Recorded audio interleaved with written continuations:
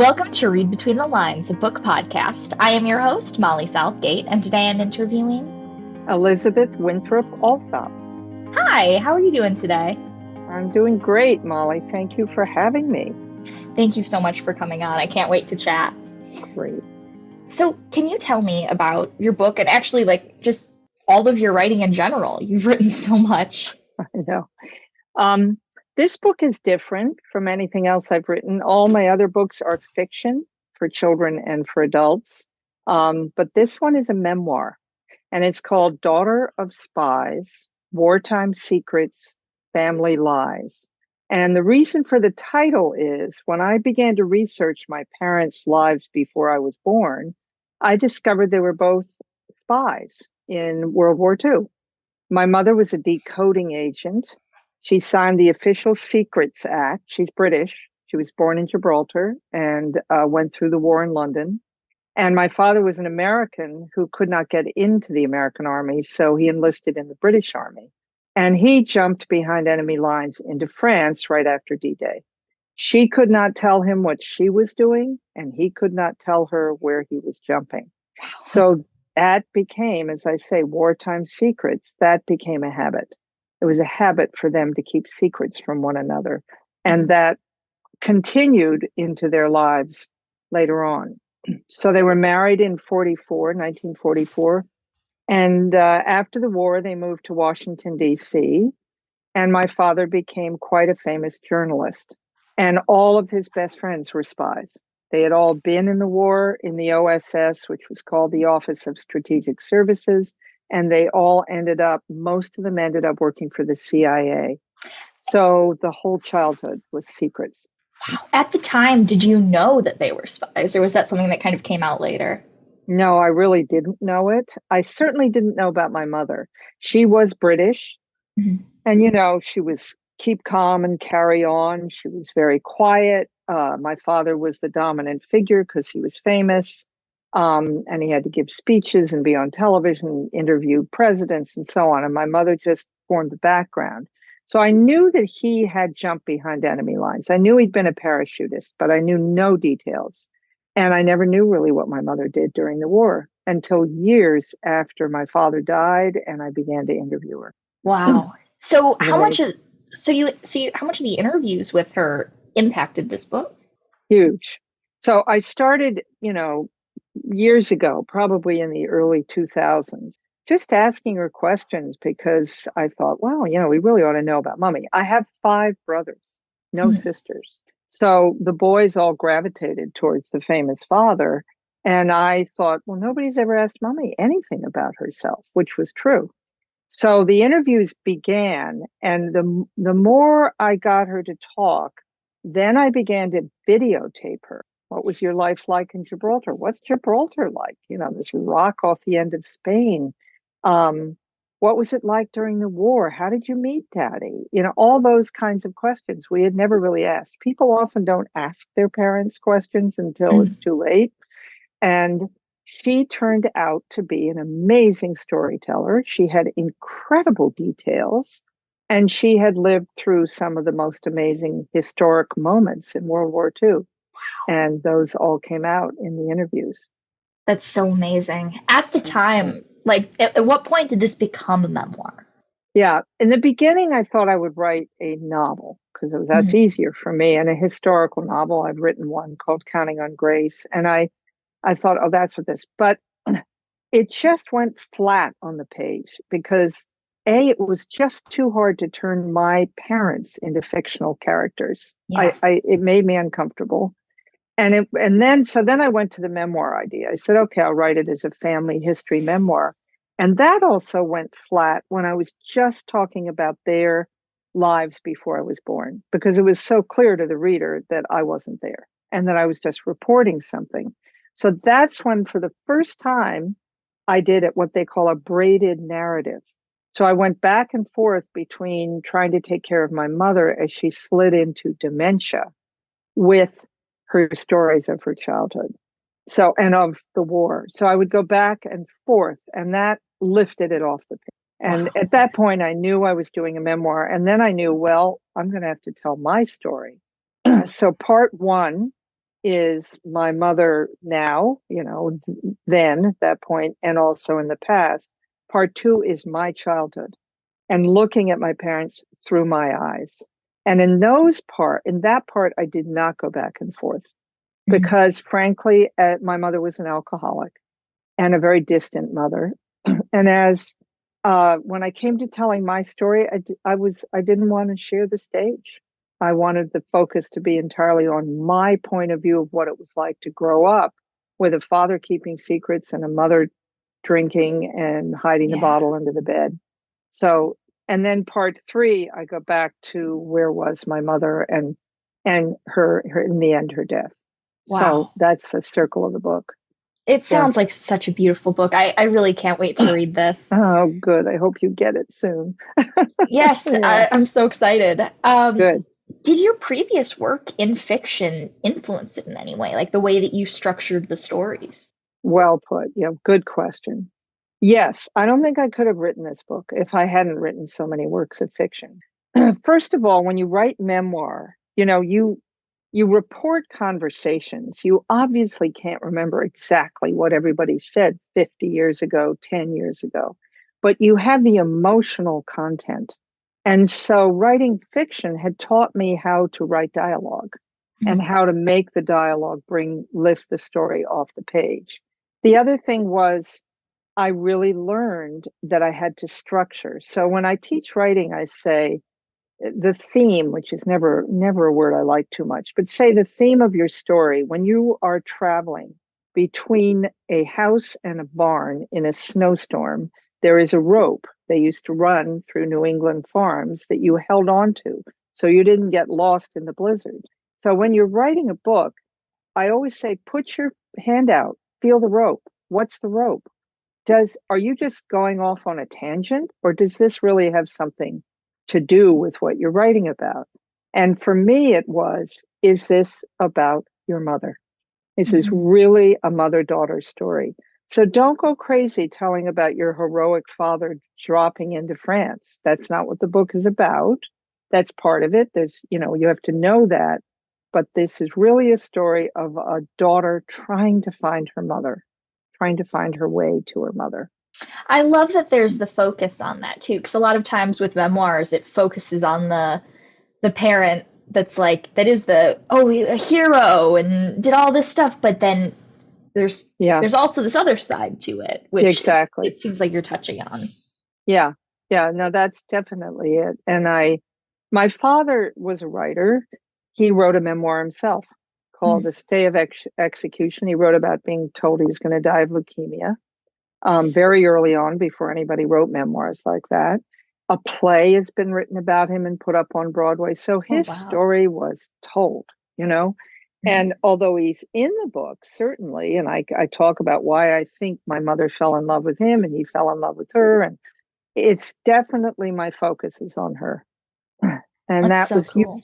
Yeah. Can you talk a little bit about using writing to examine family history? Woo. I have an uncle who says every time I did said every time Elizabeth writes a book, it's like dodging a bullet. Yeah. Wow. Um, it is in a very important way to explore family history. You have to be willing to look at everything. You have to be willing to look at the dark side as well as the good side. Um, and I've always written in a journal, always kept a journal purely for myself, purely to talk to myself about what I'm writing, why I'm doing this, why did Mary go into that bar? She doesn't drink, I mean, I'm always sort of talking to myself through my journal. So it was not hard for me to use writing to explore things, but what shocked me was how much more I learned about myself from the writing of this book than I had from any of my works of fiction. In fiction, a writer can hide behind the character. The character is the mouthpiece. Here, I had to step out from behind the curtain like the Wizard of Oz, and I had to say, okay, this is me. This is Yeah. how I feel. This is how angry I am about this. This is how happy I am to have had five brothers to cocoon me through that childhood, et cetera, et cetera. Yeah. So that writing really is. writing really is a great way to dig deep. It does sound very intense because I tend to write fiction. And when I am, a lot of Hmm. times I find myself writing out like full conversations that I have had in real life, Yes, but yes, it's just the characters. It's not, and there's that separation there. But yeah, yeah, when there's not that's it. separation, it Yeah. sounds like you change a lot. And the other odd thing is, I cannot remember now. When people say to me something, some story, I can't honestly, most of the time, remember what's in the book and what I've lived. Yeah, yeah. When you're writing memoir, that happens. You think, wait a minute, did I put that in the book? It's a funny feeling. And it's like I wrote it, there's a TED talk up on my website that's called Risking Exposure, the Creative Life. And this is really what it's about, is that yes, you know from being a writer, you expose Mhm. yourself, you dig deep, etc. But you're, as we say, you're always kind of hiding behind the character. This time I was definitely stepping out from behind that curtain and saying, okay, this is me and all of my not pretty ways and all of the sadness I went through and the funny times. It's just all of me. What were Uh, some things that you did that to give you the courage to publish something like this? oh, that's a good question. It was a real drive, and the drive came from the fact that my mother, by the way, she was an alcoholic from the Mm. day she married my father at the age of 18 till 3 years after he died at the age of 51. So all of my childhood, that was in the way. Then from 51 to 82, she was fine. She was sober. She was available. She was there for me. And then at 82, she began to slide into dementia. And all of those that triggered all my childhood feelings. Like now I finally got her and now she's going again. And so the real drive to write this, I think, was to keep the conversation going with her, even though she could not remember who had come for lunch an hour before. But I could read her a letter that Daddy had written to his parents about how beautiful she was, and it would elicit a memory from her. So it was actually a way to talk to her in the middle of the dementia. I love that so much. That's just It so was sweet. Like it it's was have that sweet. connection. It was great. I played her music from World War II. Mm. There's this famous singer, Vera Lynn. I played her those songs, which she had heard in London. I read her letters. I read her documents from her childhood in Gibraltar. And all of it was like a little bridge to her. So instead of when you're with someone who has dementia, they're often, there's nothing to talk about. You can't, I always say it's very hard to hit the ball back across the net. You throw the ball and she doesn't throw it back. There she did. And if I told the brothers, I said, when you go see her, play her the videos that we took of her, and she'd be fascinated. Sometimes late, just weeks before she died, she didn't even know who was speaking. She would say, wow, I had exactly that same experience because she didn't know it was her. But it gave her such pleasure to connect to that childhood. Then that was a huge drive to write the book as a way of just keeping up a conversation with her. Well, that's so beautiful. And now you have all of these stories preserved. Exactly, exactly. I think that, I mean, my brothers tell me they were not, probably 60% of this book they didn't know. They didn't Mhm. know the stories. I'll give you a perfect example. My oldest brother, Joe, um, had a stroke when he was 29. Very odd. And he recovered. But the doctor Oh, said to him, ask your mother what your in utero experience was. And Mummy said, well, I was crossing the North Atlantic in convoy in a troop ship in a room with six other women in bunk beds and one 8-year old boy who had German measles. And she oh, said, I was pregnant with Joe and I caught the German measles from Joe. I mean, from this boy. And mm. that's the reason Joe had the stroke. We didn't know that. We never knew that Wow. story. So things like that, just, it's amazing what came out. It was Yeah, really, it must have been such like discoveries. yeah, exactly. It felt like I was on a research discovery trip. It was great in that part. Yeah, I was actually going to ask you what the research you had to do for this was. Like, did Yeah, you have to do research into the time or anything? And has it been different than other books? It sounds like yes, it's been different from what you're yeah. describing already. As you know, as a fiction writer, you're always doing research. I mean, if your Mhm. character is conserving furniture, you have to know how to conserve, so you're always doing research. It's pegged to the character and the setting. But in this case, I went whole hog. I went to Gibraltar, where my mother was born. Oh, wow. I saw the house she grew up in. I saw all the sites that were in her childhood photo album. I brought back a book to her from Gibraltar that she picked up 3 times a day and looked at it over and over again, just to get into her own childhood. And then my husband and I took a trip in England in 2014. We went to every single place where she had lived. That included the dining room where she met my father in a baronial castle. That included her convent school, which is now a Marriott golf spa. That included the flat that she lived in, her grandmother's house, which I never, they allowed me in. I stood in the bedroom that she had described to me. So I went, that was an incredible thing. As a writer, as a fiction writer, setting is crucial to me, that I Mhm. know where my characters have walked the land. And this brought it just a whole nother level of research. And then she had a lot of documents from Gibraltar that had been in the basement. So we read a lot of those together. I read that my father wrote 207 pages of letters from the Oh, war. wow. Oh, And he wow. was basically, most of the time, he was saying, I've fallen in love with this girl. I know she's 12 years younger than I am, which she was.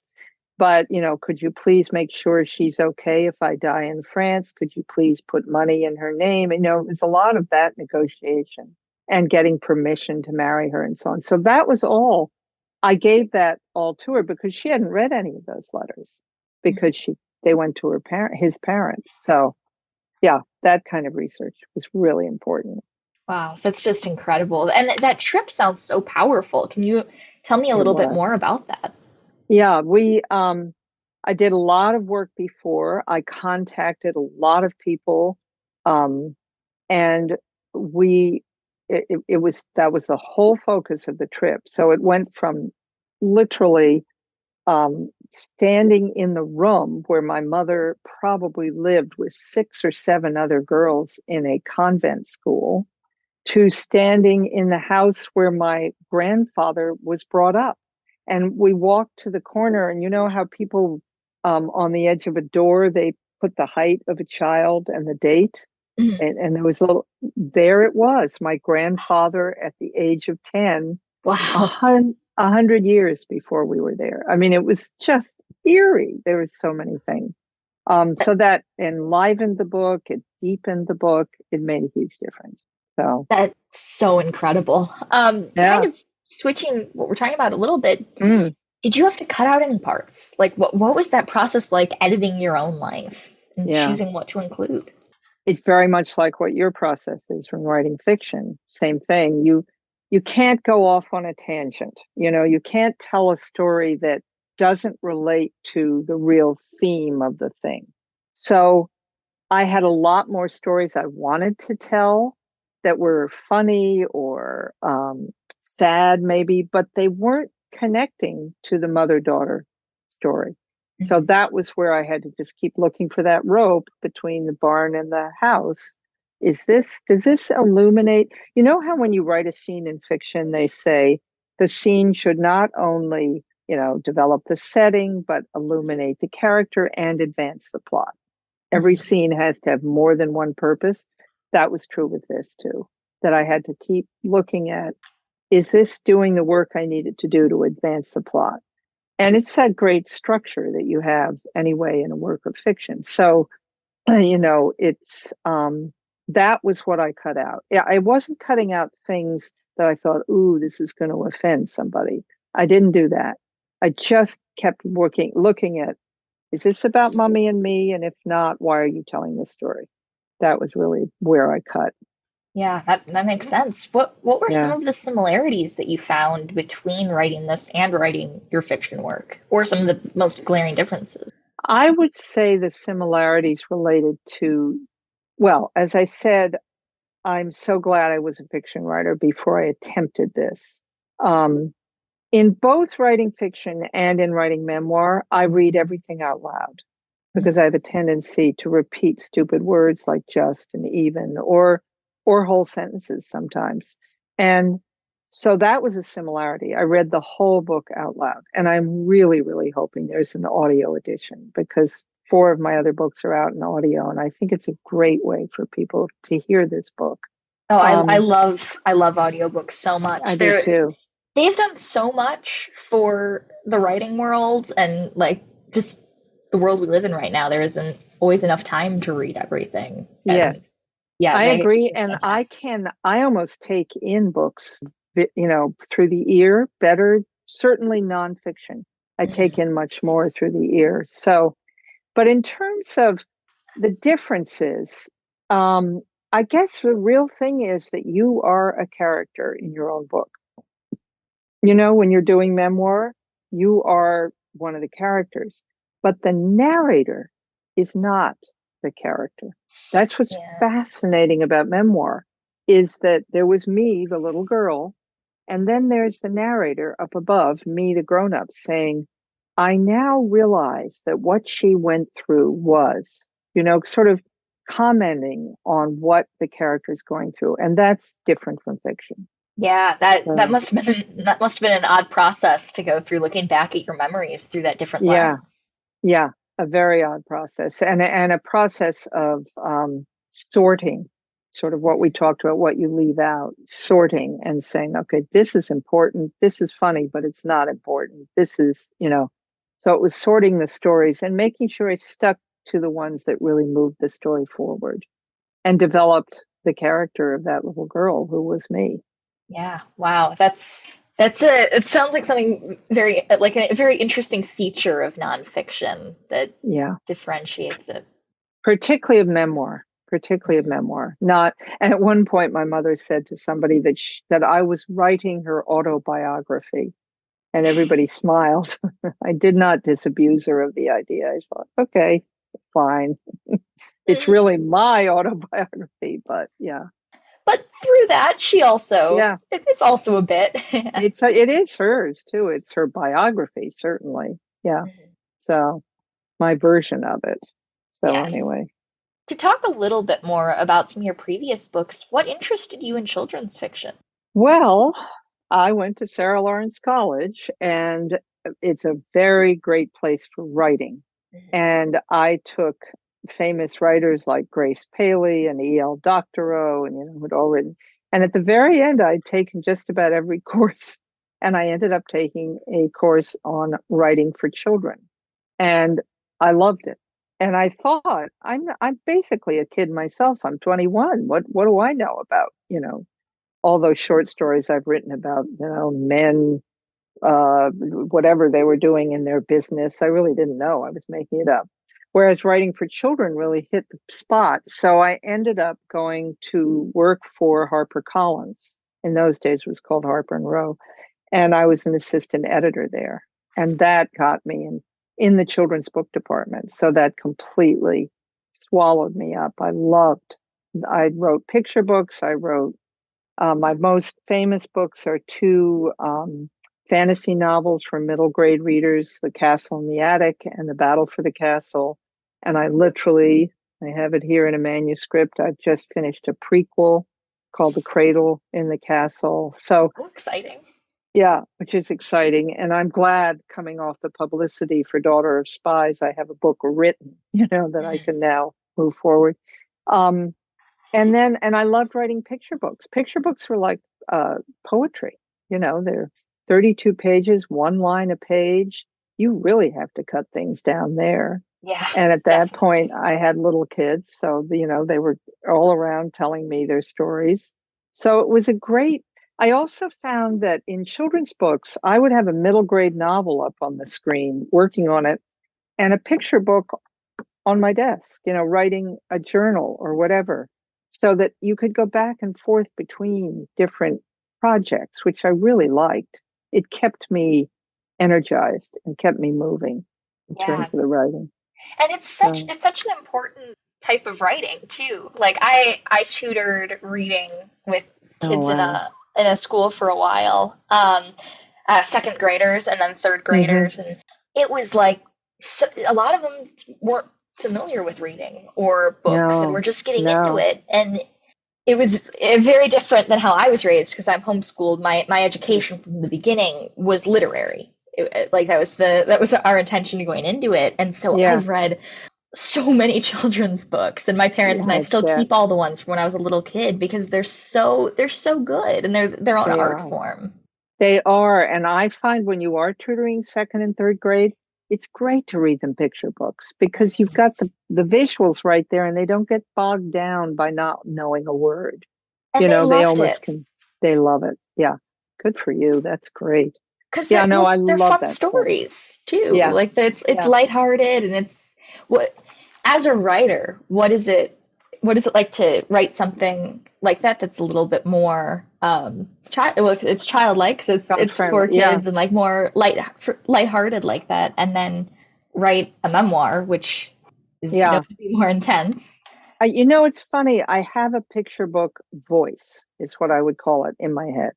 So if a picture book idea comes to me, and I admit I haven't written one in a while, it comes to me in a certain voice. So one day a monster walked into Maggie's room.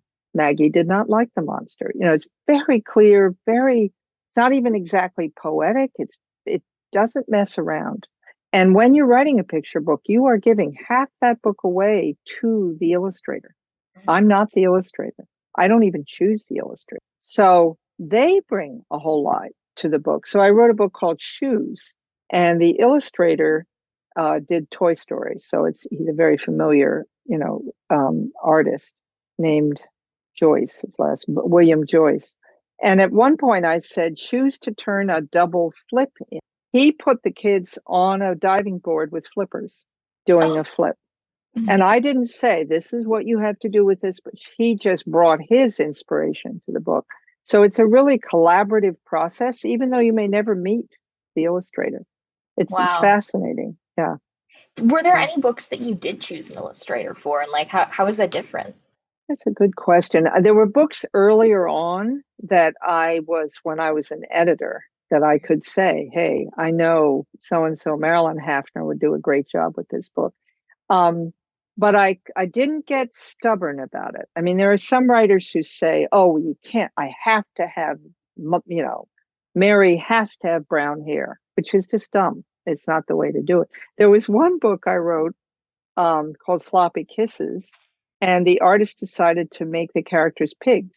I thought they were kids, but it was much funnier when she made them pigs. They were all dressed up in little waistcoats and so on. And that's I really learned, give it away, let them bring their brilliance to the page. Makes for a much better collaboration. Wow, Yeah. I love that.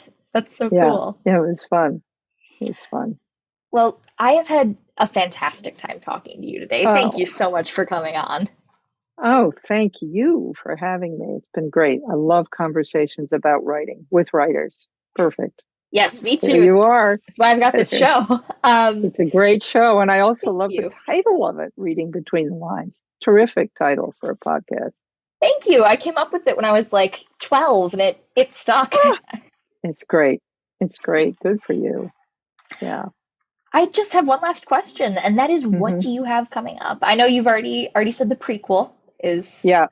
in the Yes. works. The prequel is in the works, and there's movie interest in the Castle books. Oh, So if I find the energy, I should write a fourth. There's three, and but the third one I literally, have done first draft. So I will first revise that for whatever needs, and then I'm going to look to finish that series with the fourth book, the final, villain, hero, villain fight, or whatever. So that'll be fun. that's amazing. Congratulations. Thank you. I hope that all works Hope it out with the happens. interest and everything.